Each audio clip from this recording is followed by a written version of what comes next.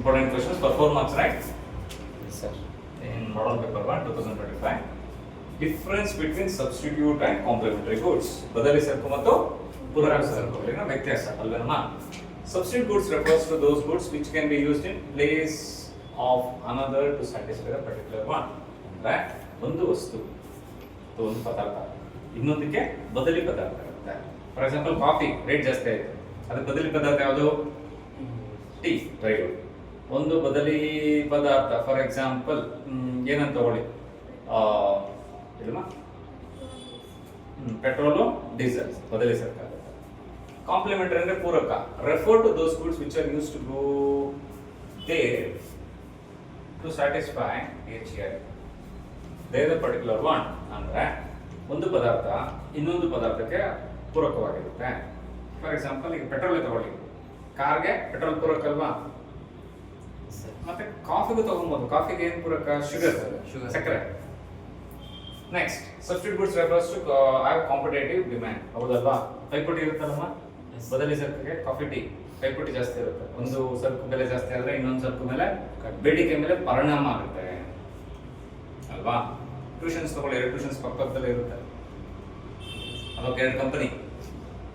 ಆ ಕಂಪನಿಯಲ್ಲಿ ಏನೋ ಒಂದು ಬೆಲೆ ಜಾಸ್ತಿ ಆಯ್ತು ಅನ್ಕೊಳ್ಳಿ, ಪಕ್ಕದಲ್ಲೂ ಅದೇ ಪದಾರ್ಥ ಬದಲಿ ಸರಕು ಅನ್ಕೊಳ್ಳಿ, ಅವಾಗ ಏನಾಗುತ್ತೆ ಹೇಳಿ? ಕಾಂಪಿಟೇಷನ್ ಅವರವರಲ್ಲೇ ಇರುತ್ತೆ. ಈಗ ನೀವು ಫ್ರೆಂಡ್ಸೇ ತಗೊಳ್ಳಿ, 90% ತಗೊಂತಾ ಇರ್ತೀರಿ ಯಾವಾಗಲೂ. ಒಬ್ರು 95 ತಗೊಂಡ್ರು, ಇನ್ನೊಬ್ರು ಕಾಂಪಿಟೇಷನ್ ಇರುತ್ತಲ್ಲ, ಕಾಂಪಿಟೇಷನ್ ಅದೇ ಇರುತ್ತೆ. ಸೊ ಅದೇ ಥರ ಸಬ್ಸ್ಟಿಟ್ಯೂಟ್ ಗುಡ್ಸ್ ಇರುತ್ತೆ. Okay, so next, complementary goods joint demand. Joint demand ಅಂದ್ರೆ ಫಾರ್ ಎಕ್ಸಾಂಪಲ್ ಶುಗರ್ ಪ್ರೈಸ್ ಜಾಸ್ತಿ ಆಯಿತು, ಕಾಂಪ್ಲಿಮೆಂಟರಿ ಗುಡ್ಸ್ ಇಲ್ಲ, ಶುಗರ್, ಕಾಫಿ. ಶುಗರ್ ಪ್ರೈಸ್ ಜಾಸ್ತಿ ಆದರೆ ಕಾಫಿ ಪ್ರೈಸ್ ಏನು ಮಾಡ್ತಾರೆ? ಜಾಸ್ತಿ ಮಾಡ್ತಾರೆ. ತರಕಾರಿ ಮತ್ತೆ ಏನಾದರೂ ರೈಸ್ ಐಟಮ್ ತಗೊಳ್ಳಿ, ಪಲಾವ್.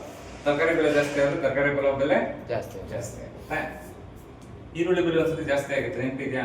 ಟೊಮೆಟೊ ಬೆಲೆ ಒಂದ್ಸತಿ ಜಾಸ್ತಿ ಆಗಿತ್ತು. ಅವಾಗ ನೋಡಿ, ಇವನ್ ನೀವು ಪದಾರ್ಥದ ಬೆಲೆನೂ ಜಾಸ್ತಿ ಐತೆ, ಕಡಿಮೆ ಆಯ್ತಾ? ಜಾಸ್ತಿ. Good. Next, price of one substitute goods as positive good with quantity demanded of another substitute good.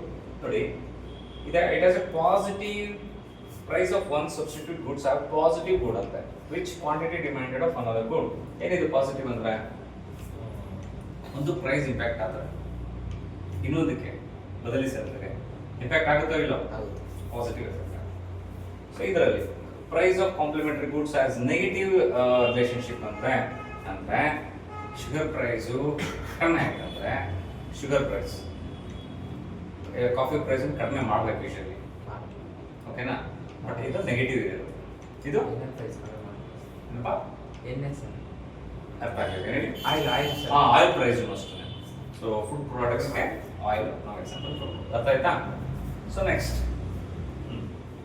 For example coffee tea ಕೊಟ್ಟಿದ್ದಾರೆ, ಪೆಪ್ಸಿ, ಮಿರಿಂಡಾ.